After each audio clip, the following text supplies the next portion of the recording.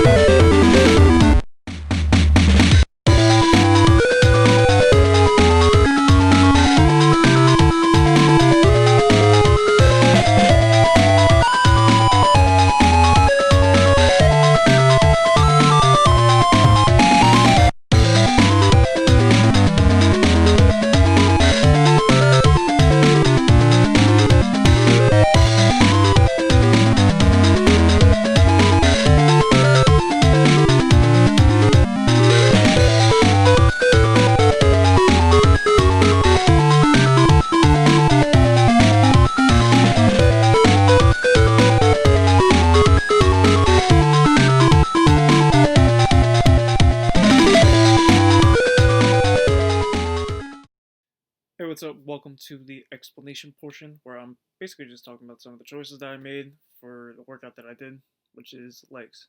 So for starters, I started off with a sumo deadlift. Personally, I prefer doing sumo over a conventional deadlift at home. I talked about in a different video that maybe I'll card over here. Do you see it? I don't know. But I talk about how deadlifting at home, I've had to compensate in a weird way, adding bands and stuff.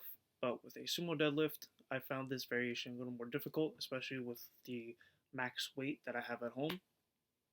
So I've been using that, and I found better engagement through my legs, especially the posterior, more as opposed to the conventional. So that's what I'm doing. Starting off with a sumo deadlift. You can do a conventional if you want. Starting off with a sumo, so it's more posterior oriented. So we go into a quad focused exercise. Now, there are 3 variations here, specifically because I don't know what you have access to, and that's also why there's a wide rep range. Again, because I don't know what weight you have access to, or if you have access to a gym. I'm not too sure. So that's why there's a wide range and different variations you can do. You can do what I'm doing here with a band. If you have a hack squat machine, access to a leg press machine, whatever it is that you have access to, definitely use those and incorporate some half reps as well.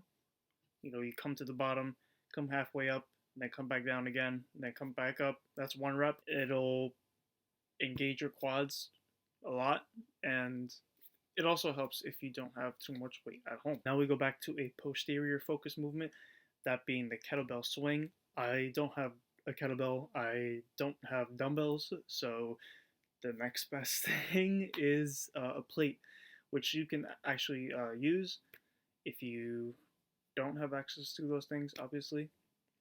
But you can do like what I was originally doing. I would cup the 2 plates, but kind of gets uncomfortable, so I just dual wield them. You can also do those with kettlebells as well, like a dual kettlebell swing. But with the jumping portion, once you come up to contract through the hips, to push through the hips, you jump up and you'll get better contraction. Definitely more difficult for sure. If you have space, definitely do it. Or if you live upstairs, probably don't want to do it. Yeah, that speaks for itself. So then we go to a unilateral base movement. Definitely want to incorporate unilateral exercises in your training regimen. So this is just what we're doing here. It's just a simple walking lunge, and depending on how you position yourself, you can actually target more of the glutes along with the quads doing this movement. I don't have that much space, so I have to make a few rounds back and forth, 12 to 15 steps at a time. Then I like doing these. They're just a finisher, just 1 set or like 1 round, going balls to the wall, whatever muscle group you're training that day. So this, we're doing a frog hop ladder. You do 1 frog hop. You do a prisoner squat, preferably. I know I didn't do that at the start, I don't think. But you want to keep doing those. So 2 frog hops, 2 prisoner bodyweight squats, and then you keep going till failure. You want to get to at least 5, because you will definitely burn, especially after doing the unilateral movement. It's going to kick your ass, for sure. So then we have, of course, gotta hit calves. Can't forget about those things. So once you get to the top contraction, hold it for 2 seconds, and you get a nice burn. And then, last but not least, we have a corrective exercise, working the adductors, something that's not really worked that often. So just to make sure you are working those muscle groups in the hips, because those will actually help you develop a better squat. I believe I also talked about that in that 1 leg workout video where I talked about how I increased my max squat. So if you want to check that out, definitely go do so. So we have some Jane Fonda.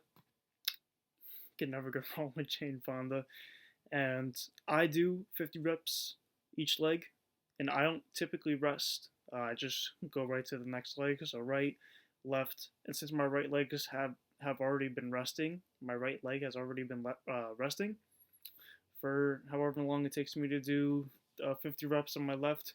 I can just go directly to my right. I only rest when I need to. Like if I get to like 40, I'm like, all right, let me take a breather, and then let me knock out these 10. So yeah, I mean, that's basically it for the explanation. If you have any questions, of course, leave them down in the comment section below. I'll see you there and in the next video.